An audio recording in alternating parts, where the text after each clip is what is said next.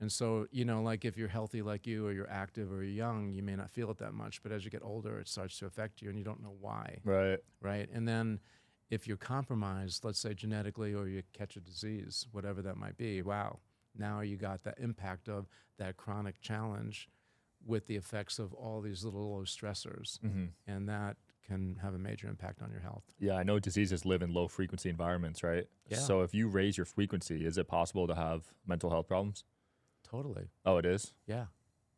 Okay. Yeah. I mean, just think about like on the 405 in California, the stress of just being caught in traffic, people are just angsting at each other, you know, just Right. from that alone.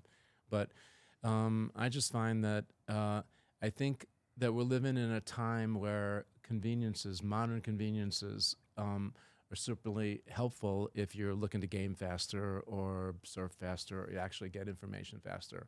But the offset to that is that many of these modern conveniences, they challenge our organic health. Mm. And that's where I think that part of the things that we talk about, you know, the things that we educate, are just kind of raising awareness as to the very simple things that we can do to sort of kind of even out the score. Yeah. I want to talk about mold. So I go to Lifetime Okay. and they found mold in the sauna, Wow. black mold. Wow. So I was inhaling that for months. Wow. So do you think there's a way I can see if I was impacted by that? Well, yeah. I mean, you can actually measure in your blood the side effects. It's really a toxin that mold will give off in its lifestyle. So we have, you know, tens of thousands of organisms that live in harmony in our body. Most of them are in our digestive tracts, and it's used to sort of break down foods and pre-digest things so that eventually gets to a small enough particle that it actually can be absorbed by our tissues and our cells. And so mold is, we all have it. We have it in our bodies. We all have a little Epstein-Barr. We all have a little bit of streptococcus. We all have a little bit of cancer. All these little bits don't really mean too much. It's when you have a imbalance in those microorganisms that actually we start to have the challenge. So the problem with mold is there's, oh my God, there's at least 100,000 different variations of mold. Damn. This one was black mold. Well, that's the thing. There's probably less than 1,000, I want to say in the hundreds of mold classifications that are actually harmful for us. Oh, okay.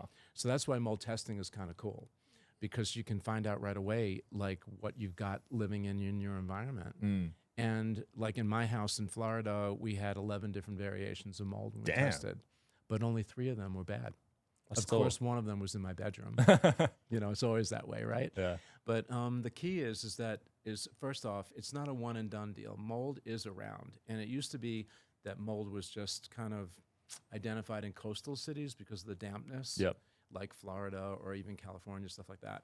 But now it's really very pervasive everywhere. Mm. And so, you know, here in like Arizona or in Las Vegas area, Nevada, it's a sort of a dry area, so it wouldn't be mold prone. But you've got a house and you've got let's say a basement, or you've got a utility and there's a little break in the like the water line, and you're in, you know, maybe from some weather condition or just bad plumbing. Now you've got a little bit of leak, drip, drip, drip, drip, drip. It's behind the wall. You can't see it. Mm. It's, you know, warm in the house or warm in the climate outside. So it's basically a perfect storm for mold to live, all variations. And so, I mean, you can get these little petri dishes and these little mold tests. We have a company that we aligned with because we always look to level up with the best companies that in various different categories of health. Yeah. And you can test maybe twice a year. That's what we do, 2 to 3 times a year. We remediated once. We found out our problem, but I just don't think that it's a one and done. I think you have to do it, and you just have to keep up on it.